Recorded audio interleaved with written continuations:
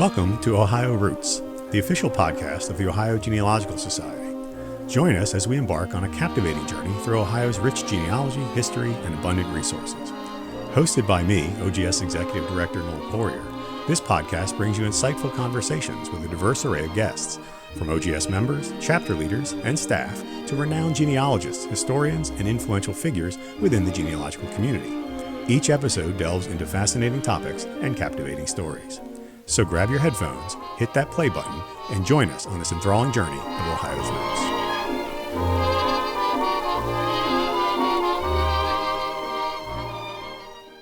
On this episode of the Ohio Roots podcast, we're speaking with legacy tree genealogist Kristin Wenger about conducting research into Moravian ancestors. Moravians were some of the earliest settlers in Ohio, and researching them offers unique challenges and advantages. I'm really looking forward to speaking with Kristin about this, and I hope you enjoy our conversation as well.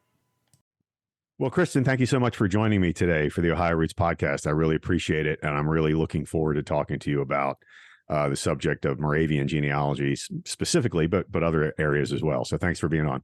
Well, thank you for having me. Very first question I ask my guest, because I know my family members think I'm odd for being into genealogy and family history. I don't know why, but what got you started in it? For me, it was the contrast I noticed between my husband's family history and what he knew and how little I knew. So we both had grandmothers who died a few months apart.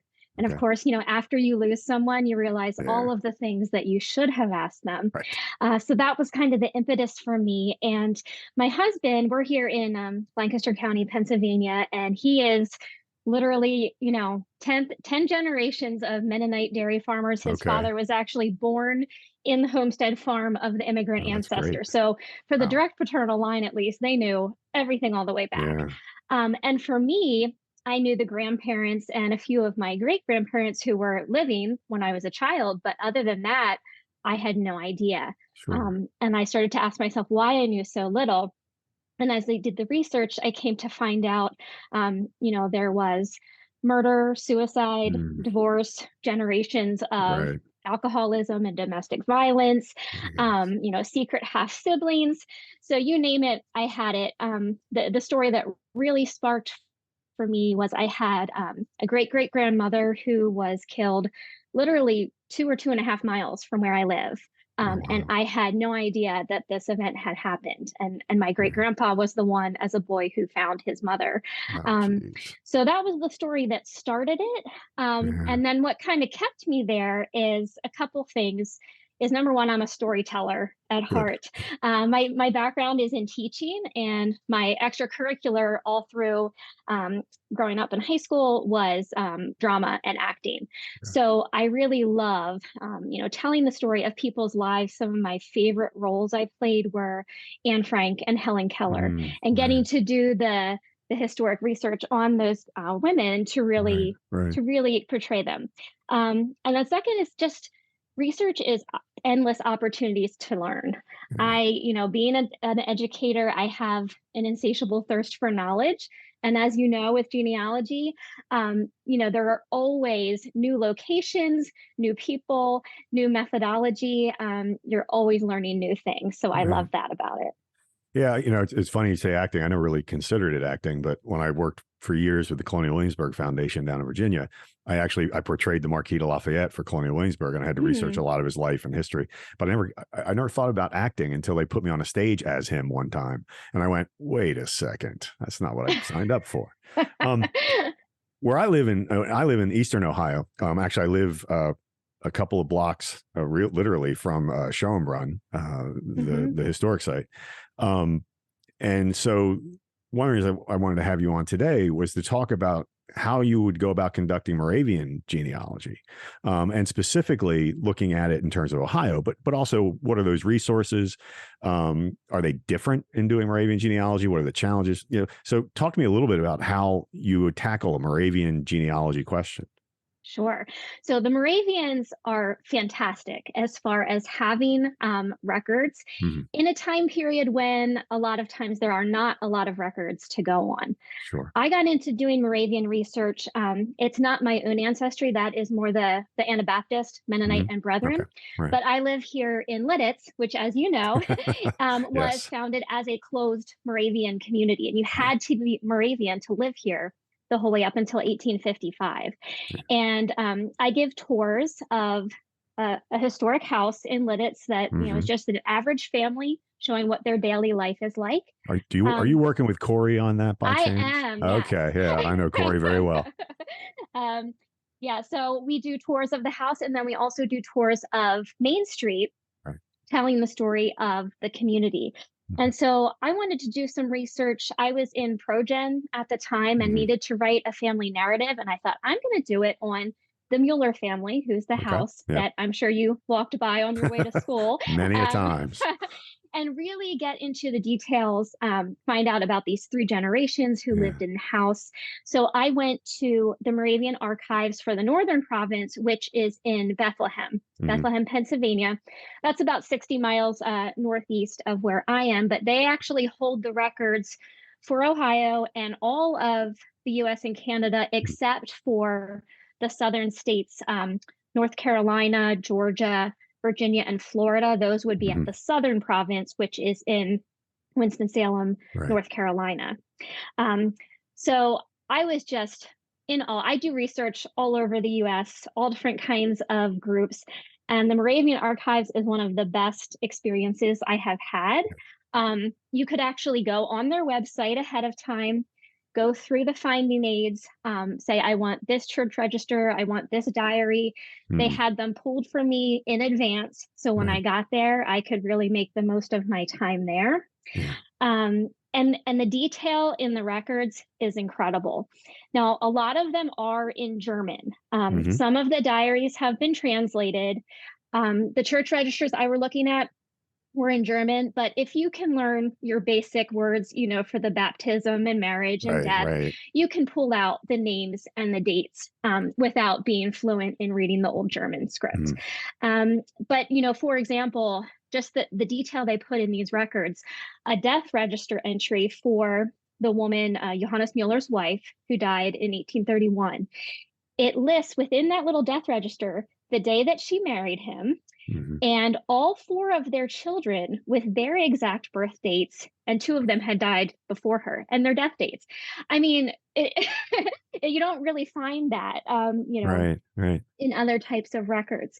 So the church registers are fantastic, but also the diaries. Mhm. Um, they had, the single brothers and the single sisters who were the unmarried members of the community. And both of those groups, they kept daily diaries. And so you can find out so much historical context about what was going on there, but they also, with their missions, they were going out into other communities because one Right. of their main goals was to spread the gospel, to Native Americans. They were Mhm. going to enslaved people in the Right, right. Caribbean. So even if your ancestors were not Moravian, you can learn about what was going on in that Yeah, area and time period by reading those diaries. So yeah. they are just fantastic. The other record type I would mention is the Lebenslauf, Okay. which that is the memoir that as a person came, towards the end of their life, it's kind of a short autobiography that would then the pastor would add the last little bit and read it at their funeral. And these were not just for, the leaders of the community. These were everyday Right. people. Um, so I think that is an amazing tradition Yeah. that they have, and you can learn so much from them. Full disclosure for listeners, Lidditz is my hometown, so I am very well attached to it, and I know its history very well. And I am particularly interested in Moravian history because for for a number of years, I was the director of collections and education for Historic Bethlehem Partnership, which operates the Moravian Museum and the Colonial Industrial Quarter in Bethlehem, Pennsylvania. So I always have this fascination with Moravian history, and particularly early Moravian history in America. You mentioned the diaries and the journals and the required things they were required to do as part of Hmm. record keeping. And, for me, I always tell people, if you want to get a great understanding of what life was like in Ohio in the early 18th century, mid 18th century, John Heckwelder's writings you'll be hard to top those. But it Exactly. also leads me to a question for you, which is, in Ohio, and they talk about Schoenbrunn and the Moravians here, they always talk about it as being some of the earliest European settlements. But the reality is the vast majority of the people in those villages in Schoenbrunn and Janadenhutton and Salem were actually native converts as opposed to European Moravians. And I wonder, when you're doing research for Moravians, you're kind of crossing, there's a line between doing Native American research and doing Moravian research at the same time. That's got to be a challenge. It is. And these people are mentioned in the records, right. And in the diaries. So I haven't found a lot of challenge in it. Just, Okay. I mean, really a blessing of where you probably would not have any written record otherwise. Right.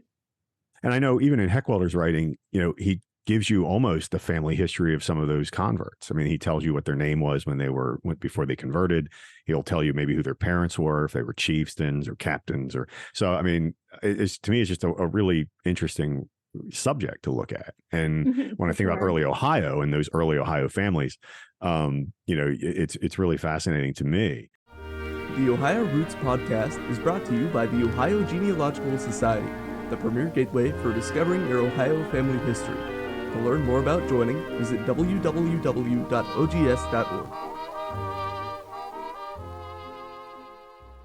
If you enjoy listening to the Ohio Roots podcast, we would really appreciate it if you could go to whatever platform it is that you listen and give us a good review. Reviews help us get more listeners and reach more people with Ohio Roots and what we're trying to do with the Ohio Genealogical Society. So please leave us a nice review, and thanks for listening. Are there aspects of doing the genealogy and family histories? I mean, you mentioned storytelling, and I agree with you 100% on that. But are there aspects of doing genealogy that you just really, really enjoy? That's like you're like a dog with a bone when you get to do those things. I think when I know, and I work for clients now in my job, so I'm constantly working on other families, and I really grow to be invested in and care about them just as much as my own. I think what is most exciting to me is when I know that it's going to make a big impact on that person's life. I can think of a recent project I have. I actually did two different projects, but a woman who had enslaved ancestors in Tennessee. And so her being able to learn about, her great grandmother being sold as an 8 or 9-year-old girl, just the things that will really impact, because before, she started out in Illinois in a city, had no idea even if her ancestors were free, enslaved, you don't know. So I think what excites me about it is how much impact it can have on people, and seeing the hardships that our ancestors went through that we don't even consider today, and how that can give us resilience, and really cause us to consider our humanity and how we want to spend the time that we have on earth, because there's not that many years between the birth date and the death date. That's my thing, is the dash. I always want to tell the story of the dash. But we have limited time and what we can do with it. What's the worst part then? If that's the best part of doing genealogy, what's the worst? Is it the same? Sometimes the same thing, I guess. Having to tell somebody a story. I think the worst part for when you're doing client work is when you know that it's just going to be a very, very tall ask. Okay. When we have lots of people who come with a brick wall case that they've been working on for 30 years. And a lot of times we can make, fantastic progress or find things out. But sometimes, when you feel like I didn't quite get there for somebody, even though we are spending the time and doing all the right things. Sure. I've had because I also do genealogy for folks. I don't get paid for it. I do it for fun, mostly family and friends. And for me, the worst part is when I find out something that I know they don't know. And I know they probably are not going to want to hear. I always find that to be a challenge. But I, like you, once I get into that dash and start writing their stories, it just kind of comes out anyway. It's going to have to. you talked about brick walls and people bring brick walls to it. What's your worst brick wall that you've had to deal with? Oh Whether it's my. your own history or somebody else's. Yeah. I think some of the most challenging that I get are Scots Irish Okay. in early Pennsylvania. And, they tended to move to whatever the frontier was pretty quickly. And, that male who was born in one location, but he migrated before he was an adult, so he didn't leave any records in his own name. So you really get into needing to do a lot of the cluster research or fan club research, which is doable. It's more time consuming. Those tend to be some of the more difficult ones, I think. For my own, this isn't, a really difficult brick wall, but it was one that was fascinating to me. I have one great grandfather who was not born in the United States. Everybody else has been in Lancaster County forever and ever. But he was from Amsterdam in the Netherlands and came over as a young man. And so when I started doing research on him, found out he was born out of wedlock. It was an illegitimate birth. And then his mother got married several years later, and that man adopted him. And that's the surname that he was raised with. But I was able to identify his biological father and my whole line in the Netherlands with DNA. So that was really cool to find out. But then came to find his father only survived the Holocaust. He was Jewish because he had moved to England shortly before the war. And most of that biological family was then killed in the Holocaust. So that was kind of I'm so excited to find out, but then wow, what a tragedy along with that. Yeah, that's awful. Jeez. But again, I mean, like you said, when you push through that brick wall, sometimes you're going to find something you may not expect, and that definitely seems unexpected. I want to get back to kind of Moravian stuff, if you don't mind, real quick. Sure. If someone has Moravian family roots or family history, and you had to give them kind of one basic bit of advice for how they could get started and tracing that family, what would you tell them? I would. Well, can I have two? You can have as many as you want. Take your time.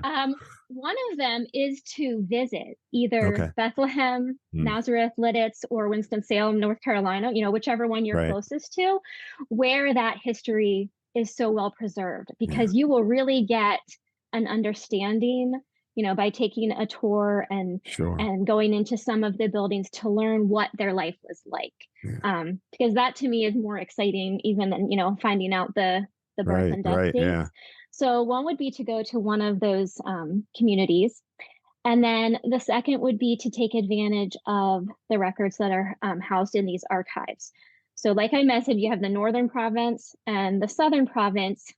There's also in Herrnhut in Germany would be, to cross the ocean before they came to the colonies. And those are very well organized for the Northern Province. I think maybe the Southern Province doesn't have quite as much in terms of finding aids before you go. Now, you mentioned you were in Bethlehem before. Bethlehem also has their digital history project. So there are some things that are available online, without even going there, that you could start to do some research from the comfort of your own home. I that started after I left, but I remember in my office, I had a file cabinet with file cards in it, and every card was the name and the history of someone who had lived in Bethlehem at some point from the Moravian community. And I remember even seeing, this was in the early 2000s. So I remember thinking even then, we should scan these. We should be scanned and just put up somewhere. Just those early days of trying to digitize. But yeah. And Moravian history aside, what's the best bit of advice you would give somebody just starting out in genealogy, regardless of what they're looking into?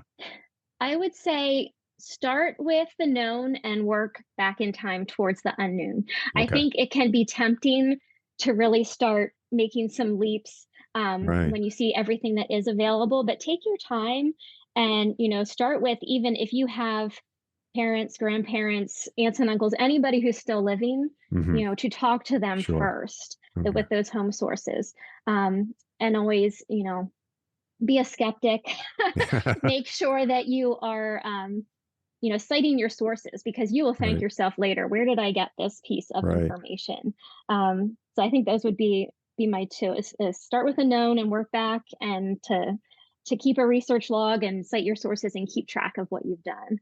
Okay. And if you don't mind speaking just for a minute, what you do with Legacy Tree and what Sure. Legacy Tree offers? So we offer full service genealogy research. I am on the US team. So we have Okay. different departments. We have an international team, a DNA team, a US, and then even a specific Southern US. Okay. So you will be assigned to a researcher that has expertise and experience in whatever your goals are. And at the conclusion of your project, you get this beautiful binder with all of Okay. your research in it. Wow. We write, the narrative. It can be detailed. Some people choose to really delve into that biographical detail, Okay. but you can also opt to keep it a little more, skeletal Right. and just research. So the client has a lot of Okay. control over what they would Well, like the project to That's, look like. that's great. Well, Kristin, thank you so much for joining me today on the Ohio Roots podcast. Really enjoyed talking to you. Please tell Corey I said hello. I will. Next time you see him. And if you want to go down to the whatever, can't remember what the name of the pub is now, down by the General Sutter Inn. The Bull's Head. Thank you, the Bull's Head, and draw a pint and have a good time. Thank you so much for being here, Kristin. Appreciate it. Yeah, thank you for having me. It's amazing to learn about all of the wonderful resources available for researching your Moravian ancestor. And I want to thank Kristin for a really nice conversation today about how we can go about doing that. It's also always really nice to speak with someone from your hometown. If there is someone you would like to hear us speak with, drop us a line at ohiorootspodcast@ogs.org. And thanks for listening to the OGS Ohio Roots Podcast.